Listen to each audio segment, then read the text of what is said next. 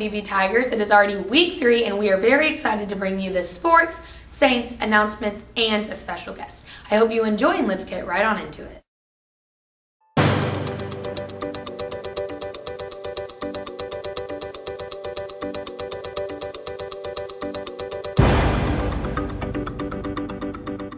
Hey y'all, I'm here with your announcements of the week. So on Wednesday we have our primary prayer service, and Thursday we have the 3rd through 5th Mass and then the 2nd liturgy service, and then Friday we have our middle school Mass. So for the next 2 weeks, the 6th graders have hosted a food drive, so make sure to bring in all the delicious canned goods and the spirit of Thanksgiving.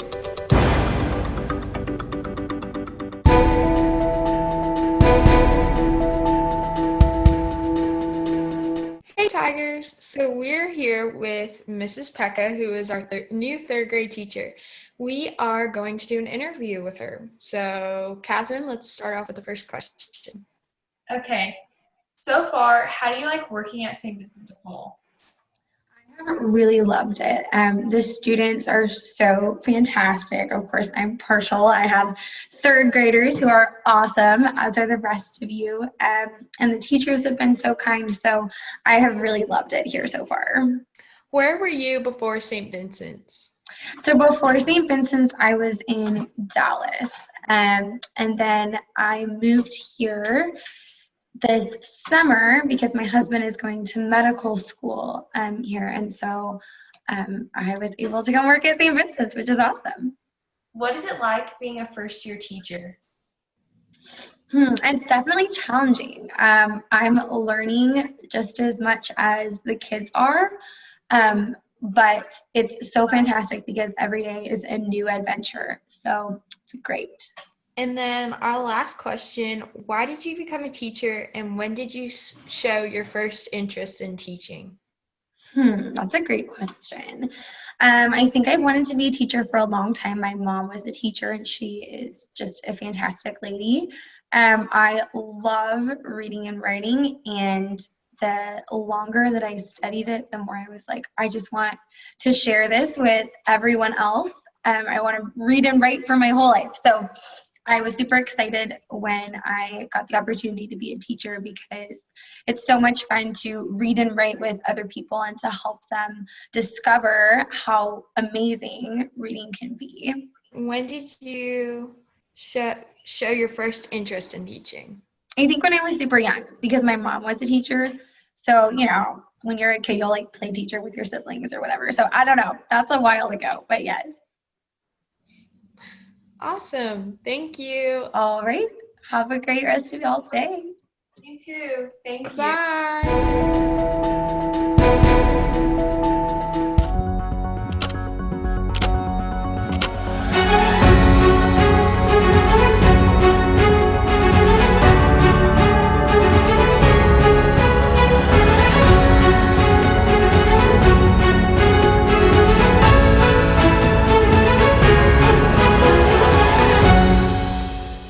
Hey, SVdP Tigers, here's the weather for the week.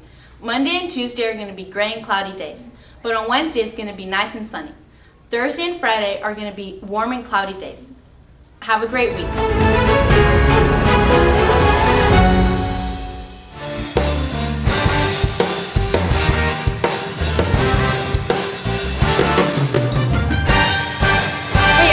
Tigers. Today I'm bringing you the updates and upcoming events in SVdP sports. First up, we have a special shout out for our cheerleaders for doing a spectacular job at leading the Thriller dance. And fitness and conditioning and basketball starts this week. And for basketball, the games start up in January. That's all I have for you this week, but go Tigers!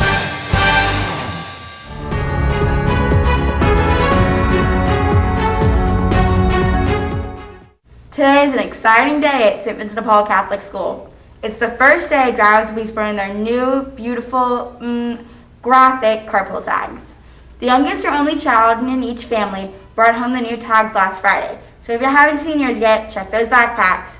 Now each student will have their own unique tag number, and drivers will only display the tag to the children they're picking up in the line that day. If one child will go to fitness that day, just take their number off the bottom like this. The individual tag numbers will also make it possible for drivers to only announce the Pick My Kid app for one child at a time. Display your tag on the front windshield using this easy-to-remove suction cup clip like so.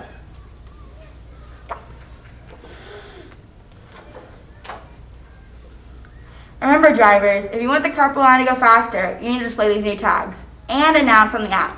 Nobody really wants that line to go slower, right? Be sure your caregivers, grandparents, and anyone else who picks up your child has a tag for each of your children. If you need more tags, Miss Natson in the school office is happy to help. Now back to the news.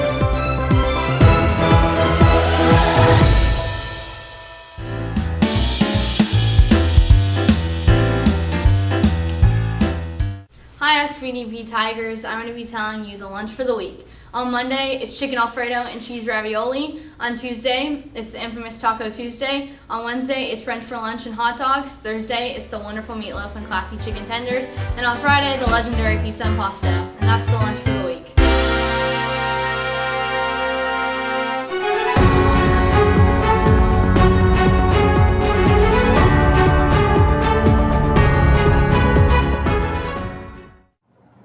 Hey Tigers, this is Mr. Smith, and we are doing a special interview today with Dr. Shamali, I'm the head of infectious disease at MD Anderson, and we're very excited to have him. Doc, first of all, I want to start with saying thank you for all you do. You are a hero to me. I mean, as you know, my mom is autoimmune, and so she's dealt with infectious disease all her life.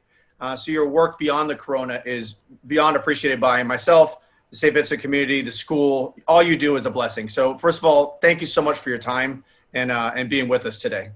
Well, thank you for having me. So our first question for you is, can you explain to our younger students and our audience, what is corona? I mean, some people know what it is, but what exactly is it? Yeah, so it is one of the viruses. Actually, it's one of the family that we call it respiratory viruses, different from many other viruses where it could be transmitted through the respiratory route, meaning that if we cough, we sneeze, we breathe heavily, we can transmit this virus through droplets or something like that. So different than other family of viruses which could be transmitted through blood, for example, or through contact. Gotcha. Thank you. So Sophie, would you like to ask your question? Yes. So how is the best way to combat COVID-19 so that we can keep ourselves and our friends and family members safe? Yeah, this is a very good question, Sophia.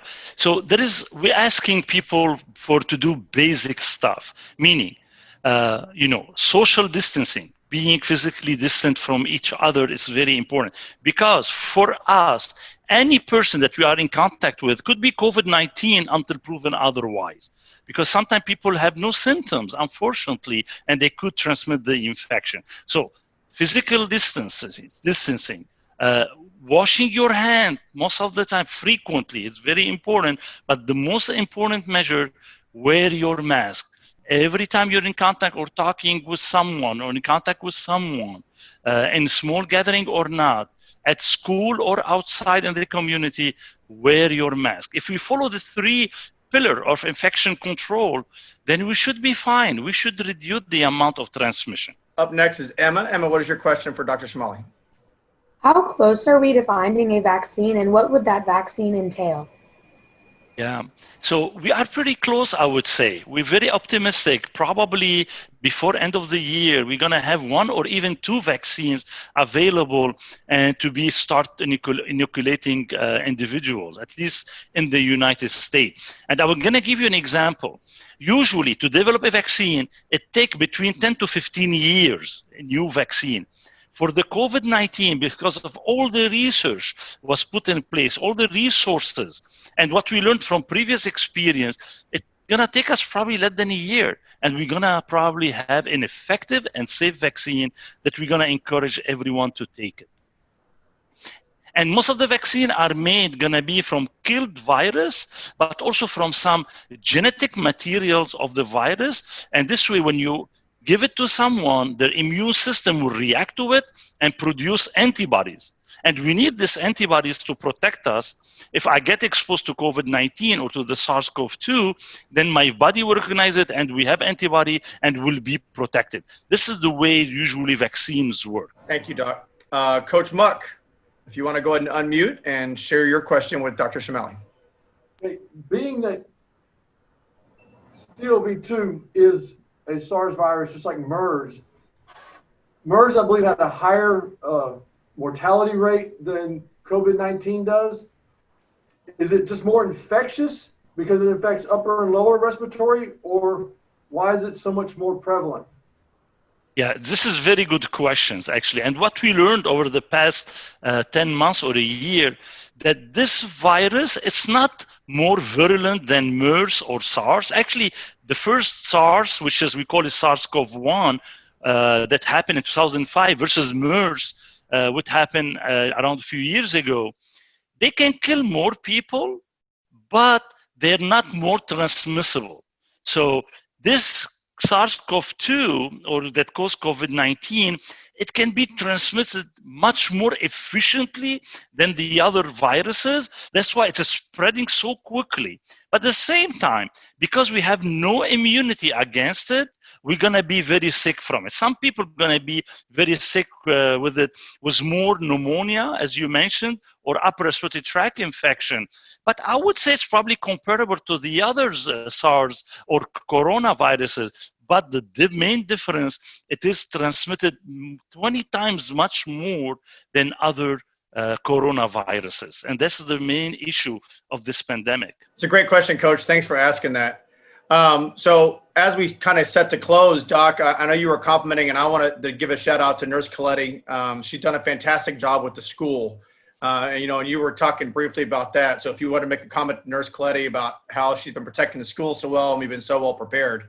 Was there something you'd like to say on the end? At St. Vincent, there were lots of work been going on before you open up the school and after. And looking at the data and talking to Nurse Coletti and to many others, I think you're doing a great job, as a staff, but also as student. It looks like they're following all the advices and the recommendations. Please keep on doing that. We cannot let our guard down now, especially when we're coming into the holidays where we need to make sure we don't have large gathering. We're still wearing our mask. And also, but I really, hats off for all of you, and maybe for Nurse Coletti from the beginning also, to keep our children safe and to keep our staff safe while coming to school. And looking at the data, I think you're doing a great job. And I'm really, we should be probably writing up your experience with that. Many other schools can benefit from what you're doing and all the extra measures you're taking to keep everyone safe. Doc, thank you so much.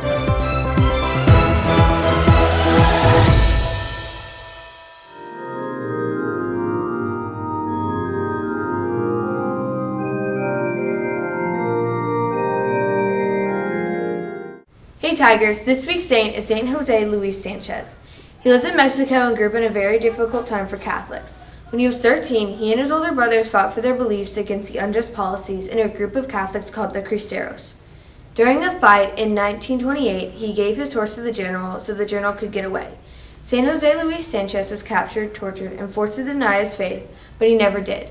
The government officials became very frustrated with him and sliced the bottom of his feet and made him walk very far to a cemetery. He was almost dead by the time he reached the cemetery, and when he was laying on the ground, he drew a cross in the dirt before he died. Today, his body is still incorrupt, which means that in the 92 years that he's been dead, his body still looks the same. That was the saint for this week. Alrighty, everyone, that was this week's news. I really hope you enjoyed it, and we will see you next week. Toodles!